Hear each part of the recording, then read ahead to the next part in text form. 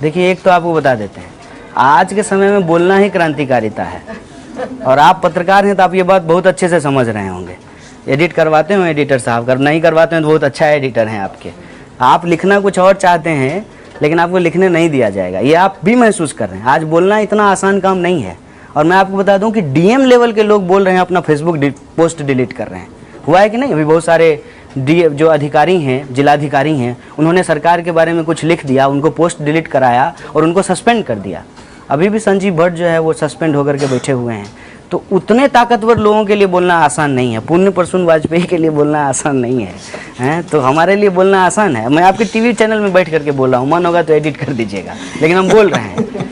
बोलना इतना आसान बात नहीं है। बोलना भी आज के समय में एक क्रांतिकारी काम हो गया है। बोलने के लिए आप बताइए, आपके महाराष्ट्र के 2 महान लोगों की जो है हत्या कर दी गई।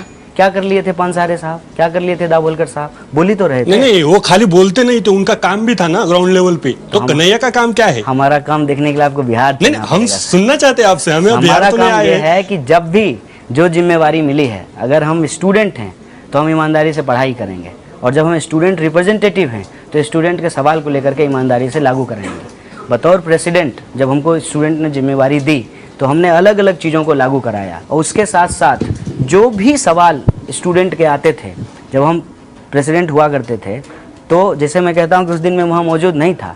मैं इसलिए मौजूद नहीं था कि रात को 3 बजे तक स्टूडेंट के फ़ोन आते हैं। किसी का झगड़ा हो गया है, किसी की डिग्री नहीं निकल रही है, किसी को हॉस्टल में पानी नहीं आ रहा है, ये सारा चीज़ करना होता है। और आज भी जब हम बिहार चले गए हैं तो अपने लेवल पे हम एफर्ट कर रहे हैं कि हमारे जो टीम के लड़के हैं वो हर संडे को संविधान यात्रा निकालते हैं बिना नारेबाजी का, और किसी भी पंचायत में जाते हैं, वहाँ के लोगों से बात करते हैं कि आपके प्राथमिक अस्पताल में दवाई मिलती है कि नहीं मिलती है, डॉक्टर आते हैं कि नहीं आते हैं, आपके स्कूल में टीचर आते हैं कि नहीं आते हैं। और जब निगेटिव रिपोर्ट आती है तो उसको लेकर के एप्लीकेशन लिखते हैं, बीडीओ को देते हैं, जिलाधिकारी से जा कर के मिलते हैं। इस बार भी जो है हम अपने ज़िले के जो है पदाधिकारियों से मिल करके आए हैं। लेकिन ये बात जो है प्रोपेगेंडा करने की ज़रूरत नहीं है। जब हम ग्राउंड पे काम कर रहे हैं तो वो चेंज दिखाई देगा। जैसे अंधश्रद्धा निर्मूलन समिति को लेकर के डॉक्टर दाभोलकर ने काम किया, और आज उसकी शाखा जो है महाराष्ट्र के गांव-गांव में फैली है, तो वो काम बोलता है, हमको बोलने की जरूरत नहीं। कि जब आप जेल में थे तो पुलिस का बर्ताव कैसे था? फिल्मों में कुछ अलग दिखाया जाता है, आपका अनुभव क्या है? नहीं, मेरा अनुभव ये है कि पुलिस के साथ कभी भी हम लोगों को नहीं उलझना चाहिए। पुलिस बिल्कुल हमारे बीच के लोग होते हैं, हमारी आपकी सारी समस्याओं से वो जूझ रहे होते हैं। उनको जब ये लग जाता है ना कि हमारे ही सवाल को लेकर के बोलने वाले लोग हैं, तो बिल्कुल आपको फैमिली जैसा ट्रीट करते हैं। पुलिस का बर्ताव मेरे साथ बहुत ही अच्छा था। पुलिस ने कभी भी हमारे साथ कोई बुरा बर्ताव नहीं किया। इनफैक्ट आप ये जान लीजिए कि तमाम तरीके के प्रेशर के बावजूद जिस तरीके से कोर्ट रूम में मेरे ऊपर हमला हुआ, अगर पुलिस का एक छोटा सा हिस्सा जिसको मेरे साथ रहते रहते सिंपैथी हो गई थी, वो प्रॉम्प्ट एक्शन नहीं लेती, अगर वो एक्टिव नहीं होते तो शायद उसी दिन लिंच हो गया होता। तो मैं समझता हूँ कि पुलिस को लेकर के जो हमारा नज़रिया होता है, वो नज़रिया हमेशा अदराइजेशन का होता है, वो नहीं रखना चाहिए। वो हमारे ही बीच के लोग हैं, उनको भी अलग अलग तरह की परेशानी झेलनी पड़ती है। इसीलिए मैं कभी भी पुलिस के ऊपर कोई एलिगेशन नहीं। आपके सारे डिस्कोर्स का मतलब, फिर वो वामपंथी हो या प्रोग्रेसिव पार्टियां हो या कोई भी हो, लड़ेंगे कैसे बीजेपी से और कैसे लड़ना चाहिए? सबसे पहले मैं बात कह रहा हूँ और पूरी संजीदगी से कह रहा हूँ कि बीजेपी को नहीं हराना है, न मोदी जी को हराना है। हमारे लिए कोई नेगेटिव एजेंडा नहीं है, हमारे लिए पॉजिटिव एजेंडा है कि ये देश कॉन्स्टिट्यूशनल प्रिंसिपल के हिसाब से चलेगा कि नहीं चलेगा, कि एक्स्ट्रा कॉन्स्टिट्यूशनल मेजर्स से चलेगा। आप देखिए कि आपको अलग अलग जगह जो है एक्स्ट्रा कॉन्स्टिट्यूशनल मेजर जो है लोग इम्प्लीमेंट कर रहे हैं, और सरकार जो है उसको कहीं ना कहीं इनडायरेक्टली जो है प्रोटेक्ट कर रही है। जैसे एक एग्जांपल बताइए कि ऑनरेबल कोर्ट के ऊपर अगर कोई नेशनल फ्लैग को हटा करके कोई और झंडा लगा दे तो ये एक्स्ट्रा कॉन्स्टिट्यूशनल एक्टिविटी है, ठीक है। कहीं जाकर के भीड़ किसी की हत्या कर दे तो ये एक्स्ट्रा कॉन्स्टिट्यूशनल एक्टिविटी है। कोई रेस्पॉन्सिबल पोस्ट पे रहते हुए अगर गैर जिम्मेदाराना बयान दे दे और उस पर कोई कार्रवाई नहीं हो तो ये एक्स्ट्रा कॉन्स्टिट्यूशनल मेजर है। अगर हम भी दे रहे हैं तब भी गलत है। अभी केरल में बाढ़ आई और एक सांसद ने कहा कि बीफ खाने की वजह से बाढ़ आ गई। आरबीआई के डायरेक्टर कह रहे हैं कि सबरी वाला मंदिर इसलिए डूब गया क्योंकि महिलाएं उसमें घुस गईं। ये सब जब बोला जा रहा है तो हम समझते हैं कि आज संविधान और उसके मूल्य खतरे में है। किसी को हराने से ज़्यादा इसको बचाना मेरा प्राइम टास्क है। और ये विचारधारा के झंझट, मैं आपको लेफ्ट राइट नहीं करवा रहा हूँ, हम संविधान के दायरे में इस देश के विकास को आगे बढ़ाएंगे कि नहीं बढ़ाएंगे, ये सवाल है। और इस एजेंडे पे बिना जो है लेफ्ट सेंटर दायां बायां किए हुए वो सारे लोग जो इसमें इंटरेस्टेड हैं, they should come together to protect it. क्योंकि अगर ये नहीं होगा तो हम ये देखे हैं कि डेमोक्रेटिक नेशन भी ऑथोरिटेरियन स्टेट में कन्वर्ट हो जाता है। हिटलर से पहले जर्मनी में भी डेमोक्रेसी थी। भाजप ज्या पद्धतीने काम करतं त्याच पद्धतीने सीपीआय करत नाही का? ऐसा- करतं ना, त्याच पद्धतीने करतं. नहीं नहीं, ऐसा कैसे होगा? सिंगूर आणि याचं उदाहरण, हाँ? सिंगूर आणि नंदीग्रामचं तो हार उदाहरण. गई ना सीपीआई, हां, सीपीआई हार गई ना, हां. तर ते संविधानाच्या विरोधातच होतं ना. तो हारेगा ना। मैं यही कह रहा हूँ कि कोई भी हो, पॉलिटिकल पार्टी कोई भी हो, यदि वो गैर संवैधानिक काम करे तो उसको सत्ता पे बने रहने का अधिकार नहीं है। इसमें कोई दिक्कत है? नहीं दिक्कत है ना। तो ये संविधान के अनुरूप काम नहीं कर रहे हैं तो इनको भी सत्ता पे नहीं होना चाहिए, हम यही कह रहे हैं। अगर सीपीआई ने भी कभी ऐसा काम किया तो जनता ने उसको सत्ता से बाहर किया ना।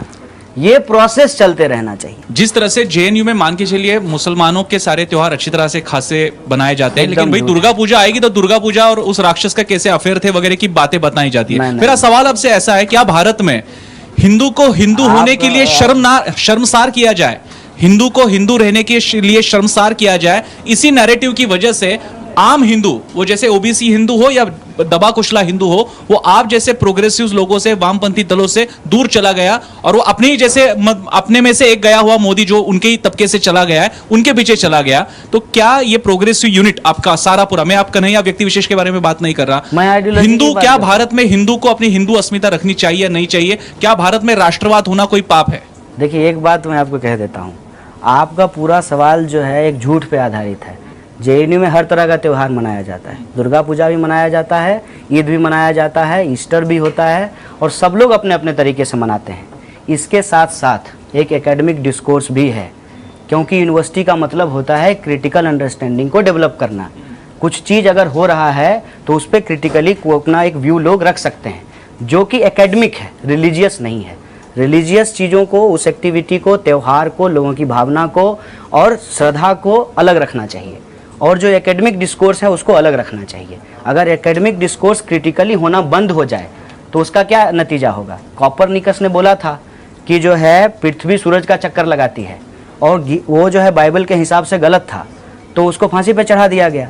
आज हम इतना दूर तक यदि पहुँचे हैं, विज्ञान का विकास हुआ है, तो वो क्रिटिकल अंडरस्टैंडिंग से हुआ है, सवाल पूछने से हुआ है, रेशनैलिटी से हुआ है। उसको डेवलप करने का काम यूनिवर्सिटी का है, उसको आप मिक्स मत कीजिए।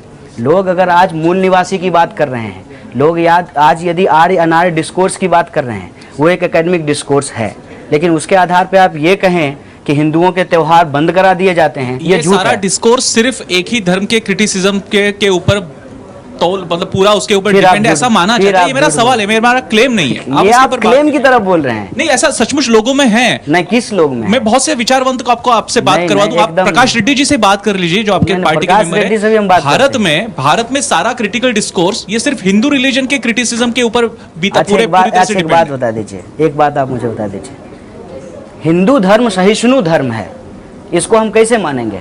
इस सवाल का जवाब हमको दे दीजिए। सही बात है, आज जिस तरह की चीजें हो रही है वो नहीं बता सकते नहीं, ऐसा। एक बात मुझे बताइए, हिंदू धर्म सहिष्णु धर्म क्यों है? सहिष्णु धर्म इसलिए है कि हिंदू धर्म के बारे में बोला जाता है तब भी लोग सुन लेते हैं, और किसी धर्म को हम असहिष्णु धर्म क्यों कहते हैं? क्योंकि उस धर्म के लोग इस बात को नहीं सुनते हैं। आप ही ये बात समझिए ना, ये तो हमारी खूबसूरती है ना, कि हमको लोग गाली भी देता है तो हम सुन लेते हैं। यही हमारी विशेषता है ना, यही हमारा भारतीय होने का गुण भी है ना। कुत्ता आपको काट लेगा तो आप पलट करके कुत्ता को काट लीजिएगा, ये इंसान होने का लक्षण थोड़ी है, ये तो कुत्ता होने का लक्षण है। आप इस बात को समझिए कि ये बात, इस तरीके का ध्रुवीकरण सिर्फ और सिर्फ इसलिए है ताकि इस देश के जो असली सवाल हैं उसको नज़रअंदाज कर दिया जाए। हमारे लिए असली सवाल ये है कि जो 12,000 किसान मरे हैं वो हिंदू भी है और मुसलमान भी है, लेकिन वो किसान भी है जिसकी हत्या हो गई और जिस पर चर्चा नहीं है। हिंदू मुसलमान के बहस में किसान की आत्महत्या का सवाल खत्म हो गया।